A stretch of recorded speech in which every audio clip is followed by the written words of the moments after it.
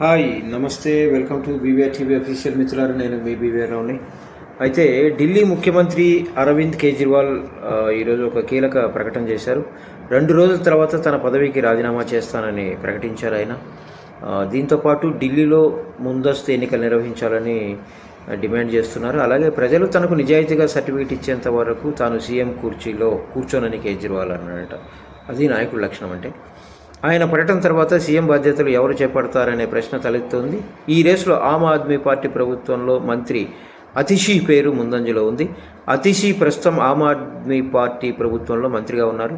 విద్యాశాఖ బాధ్యతలు ఆయనపై ఉన్నాయి. కేజ్రీవాల్, మనీష్ సిసోడియా వంటి అనుభవజ్ఞులైన నాయకులు జైల్లో ఉన్నప్పుడు అతిషీ ప్రతి రంగంలోనూ పార్టీ స్వరం పెంచారు. ఆమె కూడా ప్రతి వేదికపై కేజ్రీవాల్ భార్యకు అండగా నిలిచారు.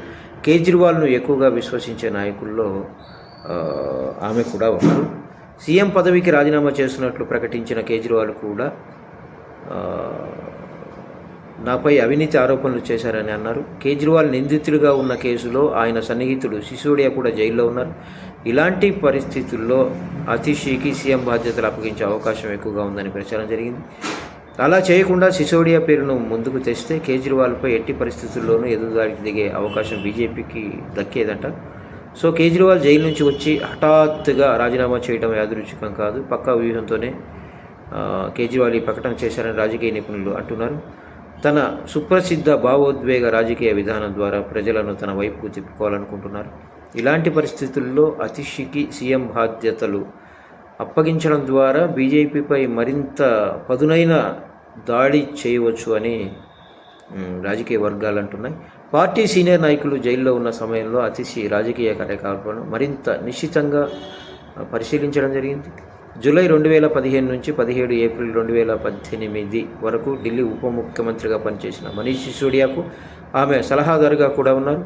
2020 ఎన్నికల తర్వాత పార్టీ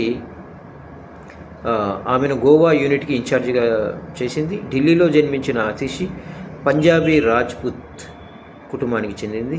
కేజ్రీవాల్ ప్రభుత్వంలో అతిషి 14 శాఖల బాధ్యతలను కలిగి ఉన్నారు. ఇది ప్రస్తుతం ఢిల్లీ ప్రభుత్వంలో అత్యధిక సంఖ్యలో ఈమె మంత్రిగా ఉన్నారు. దీనికి ఆర్థిక, విద్య, పబ్లిక్ వర్క్స్ డిపార్ట్మెంట్ వంటి ప్రధాన మంత్రిత్వ శాఖలు కూడా ఉన్నాయి. కేజ్రీవాల్ నేతృత్వంలోని ప్రభుత్వంలో ఆమె ఎంత పెద్ద పాత్ర పోషిస్తున్నారో దీన్ని బట్టి అర్థమవుతుంది.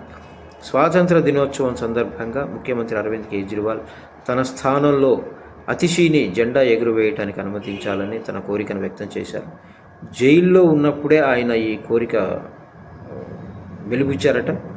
జైల్లో ఉన్నప్పుడే ఆయన ఈ నిర్ణయం తీసేసుకున్నారు ఆల్రెడీ. ఆగస్టు 15న ఛత్రపాల్ స్టేడియంలో జరిగే కార్యక్రమంలో అతిషి జెండాను ఎగురవేయాలని తెలిపారు. ఆయన ప్రతిపాదన అప్పట్లో తిరస్కరణకు గురైంది. చూడాలి అతిషి ఇప్పుడు ఢిల్లీ సీఎంగా బీజేపీని ఎలా ఎదుర్కోబోతుంది, ఒకవేళ ముందస్తు ఎన్నికలు వస్తే ఆమె ఎలా సమర్థవంతంగా పనిచేస్తుంది అన్నది చూడాలి, కాలమే చెబుతుంది.